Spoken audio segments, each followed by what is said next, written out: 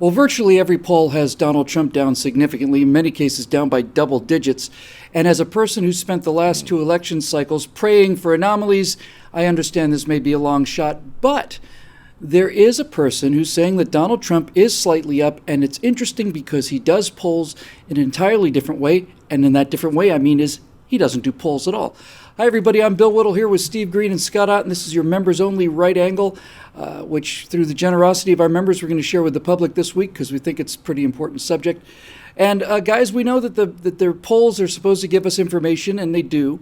But another thing that they give us is social proof, and that works both ways. If your candidate is severely down, then the social proof is you're losing, and you're less inclined to go out and vote. And so nobody wants to get out and go for a losing cause. There's advantages to either candidate to be seen as basically uncatchably far ahead in the polling. However, there's a very interesting fellow who has an entirely different way of looking at this, and he has a different opinion of Trump's chances. His name is Helmut Norpoth. He's at Stony Brook University, the director of political science, and he doesn't use polling the way we understand it. He uses something that he calls the primary model. So guys, here's basically what he's saying. He's saying that, first of all, the phone polls that they use for just about everything else, polls of likely voters, are done by landlines at home. He says that's probably 10% of the population now, and a strange 10% in addition. So he thinks his sampling methods of polls are wrong. But he says much more importantly, there are mega trends, things like who's been in power, what's happening to the economy. But the main thing he's basically saying is this. All of these other polls survey likely voters, and those are people who say, yeah, I'm pretty sure I'm going to go out and vote in November. He says he looks at the primaries when people actually did go out and vote in November. He looks at the numbers of people, he looks at the percentages of people, party to party, and he comes up with a number that assumes that Donald Trump has an 87% chance of winning this election. So, Steve, let's start with you. Do you think that there's something to this method, or do you think that it's just, wishing upon a star? Well, don't break into song, please. It's a Brian Regan routine. Yeah, look, this guy, there is something to his method. He's been right a lot of the time, and the mega trends are exactly what he says. This should be a Republican blowout this year. It absolutely should be.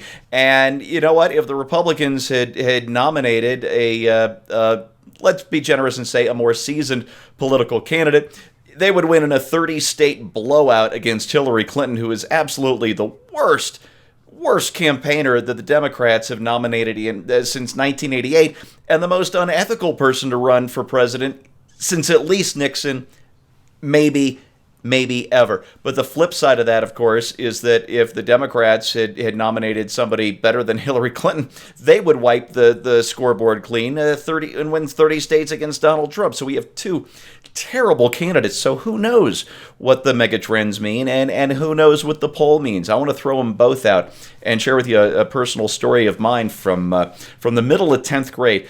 Middle school and the first couple of years of high school were just a miserable time for me personally, for reasons I won't get into. I will say that it was generally not my fault. But I reached a time where the very excellent school I was attending had asked me to leave, to remove myself at the end of the first semester, or I would be kicked out at the end of my sophomore year. And so I knew that in January I would take my finals in all these classes that I was failing, and I would start attending Missouri Military Academy the next day. Well, my grandfather, very wise man, gave me some great advice about going into these finals that didn't matter. It did not matter how I did on these final exams. I was done at St. Louis Country Day School, and I was about to become a student at Missouri Military Academy. My grandfather took me aside, and he was a very old school, old world gentleman. He didn't cuss very much or very often, and certainly not in front of impressionable kids. And he said to me about going into those final exams that didn't even count, he said, "Son, don't go out on a blaze of..." And what he meant by that was, yeah, they've told you to leave, but if you ace all those finals, then you will show them that they were wrong and you can leave with your head high. So that's what I want viewers here to do, is go into that voting booth like it matters, like you want to prove them wrong. And that's how things change. Well, Scotty, he talked about, Steve mentioned a little bit about the accuracy. I should have mentioned this in the beginning.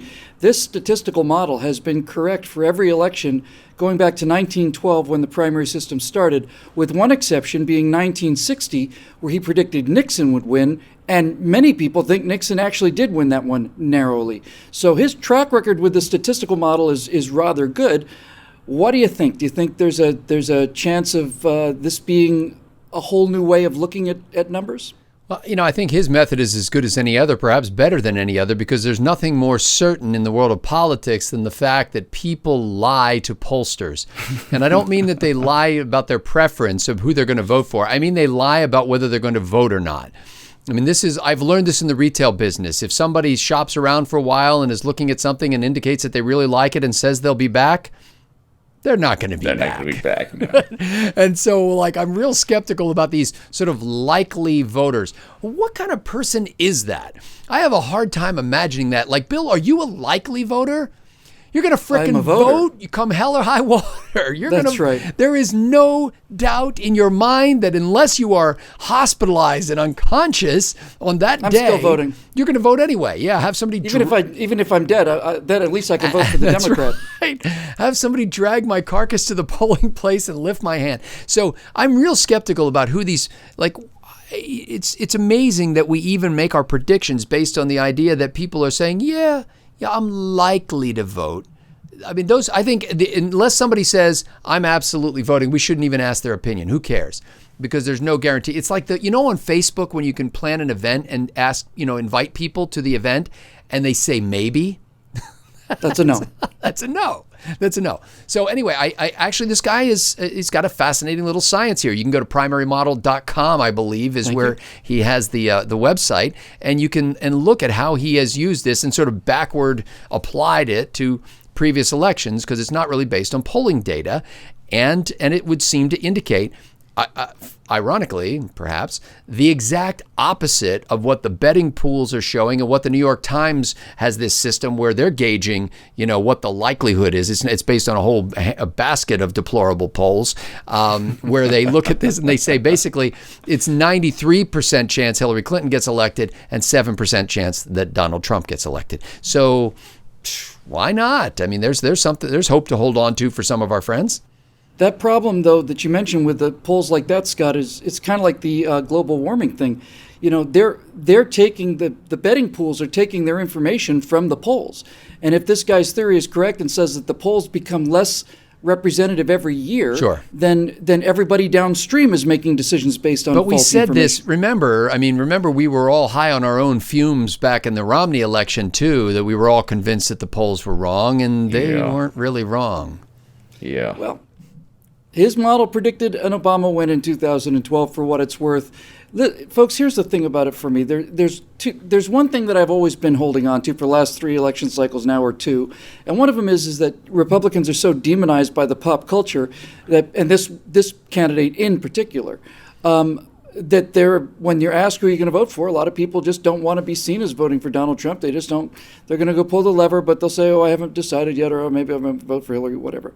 I've been hoping for that for a long time now, and I'm not putting a whole lot of money on that horse, I should say. Yeah. However, there is one thing here that makes me think that this man may actually be correct, and it is very, very big, and it's very, very real.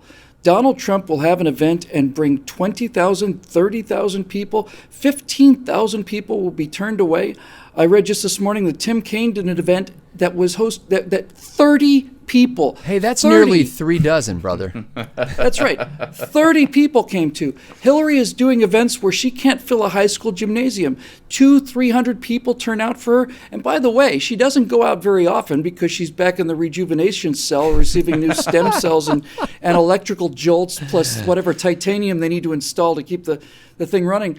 But she's not on the road often, and the people are just not coming to her. Now, if it turned out that they were coming to Trump and coming to her, I'd say we're in real trouble. But we're not. And all of the enthusiasm in this election is on the side of Donald Trump. That's where the fire is. Without question, it's where the fire is. And where the fire is, usually that's where the election is. So regardless of whether this man's right or the polls are right or whatever, it's your civic duty to go out and vote for your candidate, who you think is best, and not just on the top of the ticket, all the way down. I think that this might be an interesting way to look at things. And if he's wrong, it'll be the first time he's been wrong since 1912, because I think Nixon actually won in 16. Anyway, a little message of hope for our viewers out there at BillWhittle.com. Be sure to spread it around, because it's one way or another, it's criminal to vote or not vote based on what somebody else says, especially when that somebody else is somebody like the New York Times, CNN, and God knows however, NBC and the rest of these biased, miserable bastards. So I'm going either way, and you should go either way regardless of the polls, but it's a little hope. Go check out theprimarymodel.com and see what you think. For Steve Green, Scott Ott, and the rest of the Right Angle team, which is just another person, I think, I am very happy to thank you for your membership, for keeping the lights on here, for allowing us to champion free speech and the right to disagree. And we're going to know what we're going to know in about 2 weeks. So one way or another, there will be a November 9th, and we will be here. So again, thanks for your membership.